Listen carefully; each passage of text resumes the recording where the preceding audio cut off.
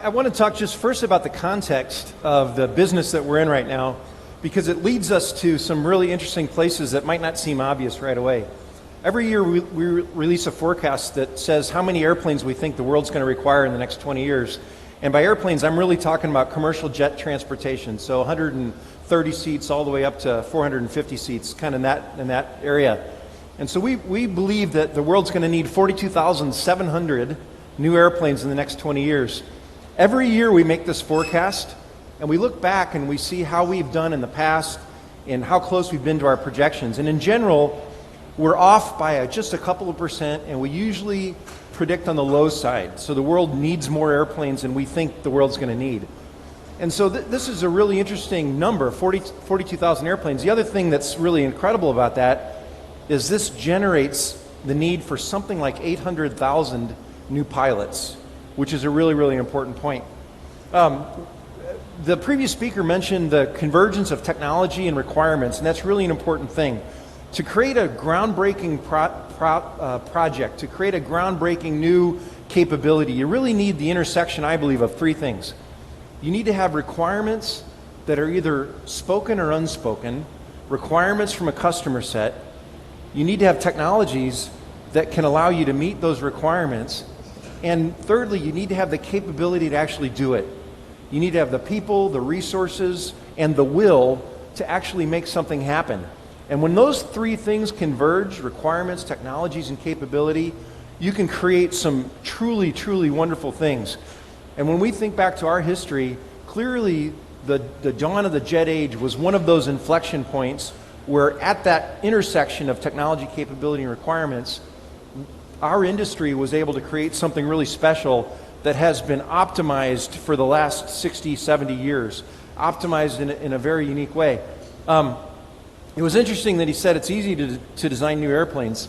The fleet, the need for 42,700 airplanes, that won't happen unless we design new airplanes. That demand doesn't just come, it relies on us continuing to advance technology to reduce the operating cost and increase the capability of our airplanes. The 787 is just a small example that I want to use for a minute. We've delivered over 700, now almost 720 787s to our customers around the world. The airplane flies 57,000 hours per week right now. That fleet, 57,000 hours per week. There have been over 1.3 million 787 revenue flights and over 7 million operating hours, 255 million passengers, 3.4 billion miles, and over 4 billion gallons fuel saved compared to the airplanes that it replaced. Now, that is a very different airplane than the Spirit of St. Louis. To imagine a plastic airplane that can fly over 10,000 miles from Seattle to halfway around the world with no stops and all the way around the world with one stop. That is amazing technology, and to be able to do that in a way that is safer than any mode of transportation known to our species. But we have optimized and optimized and optimized turbine jet transportation, and there will still be an important market for that. But it does leave us wondering what's next. What's the next big step? We've got a great lineup of airplanes from the smallest, our MAX 7, all the way up to the 747-8. We have a wonderful lineup of airplanes, but what's really interesting to us is, as we think about the convergence of technology, customer requirements, and capability, what will that allow us to do next? And I want to go back to the 787 as an example. With the 787, we had two deeply held beliefs that allowed us to do that airplane. It actually started as an airplane called the Sonic Cruiser, which was going to cruise at Mach 0.98 because we knew there was value in speed. And as the technology for carbon fiber and the propulsion technology advanced, we really believed that we could create a unique product that could travel at almost the speed of sound, but at the same levels of economics as a 767. So that would have been a very, very interesting thing. As we studied speed and the value of time, it became clear to us that going 15% faster at current economics wasn't what the world needed. What the world really needed was that same 0.85, 0.86 Mach number, but it significantly improved economics and improved range capability so that you could create new point-to-point routes. And I remember the day that we decided not to do the Sonic Cruiser.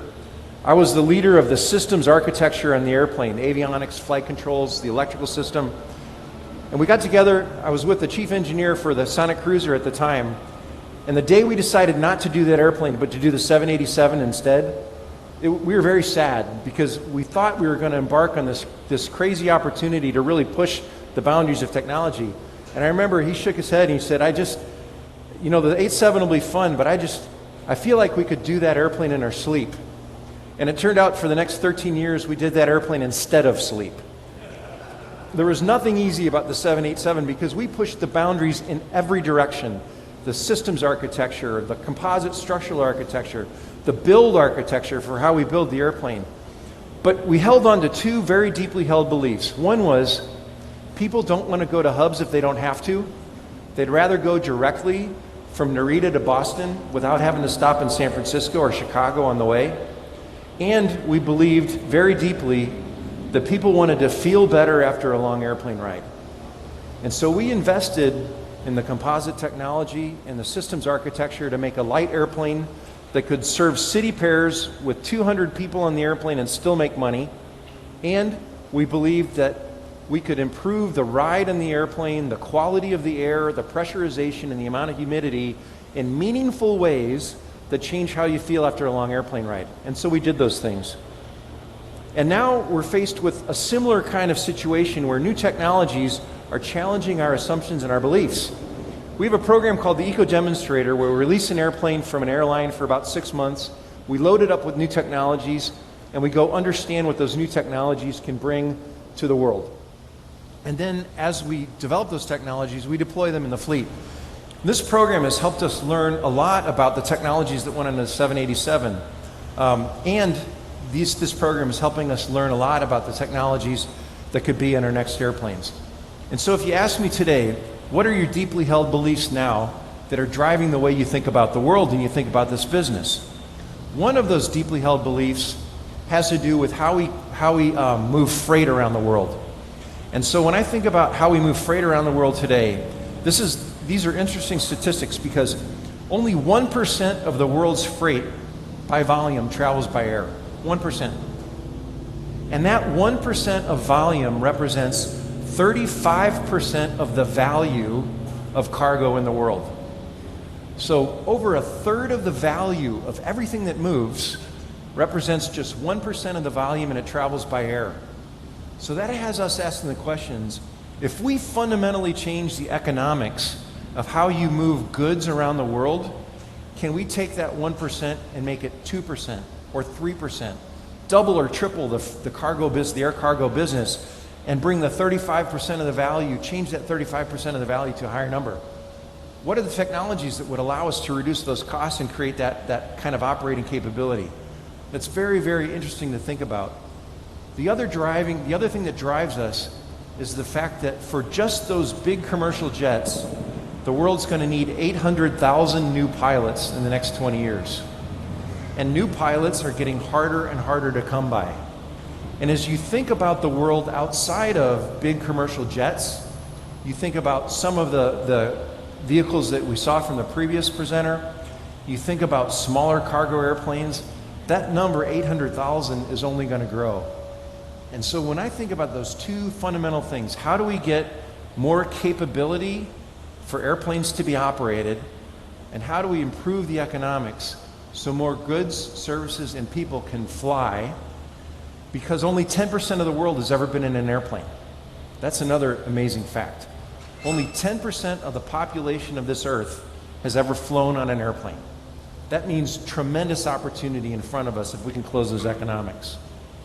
So our entire enterprise, the Boeing company, not just Boeing Commercial, but our entire enterprise is heavily invested in work around autonomy, in work around including artificial intelligence into the capability of our airplanes, and in work around advanced propulsion systems, including all-electric, hybrid electric, turbo-electric technologies. These capabilities are now being pursued. And the Boeing enterprise created something called Horizon X. And Boeing Horizon X has gone out and invested in other companies that bring additional capability to us. Companies like Zunamero, Qberg for batteries, Spark Cognition for artificial intelligence. We're going outside the walls of Boeing, and we're bringing these other industries in that have incredible experience in these areas of electrics, of autonomy, of artificial intelligence. And we've just, in fact, last week at the Farnborough Air Show announced the creation of a new organization within Boeing called Boeing Next.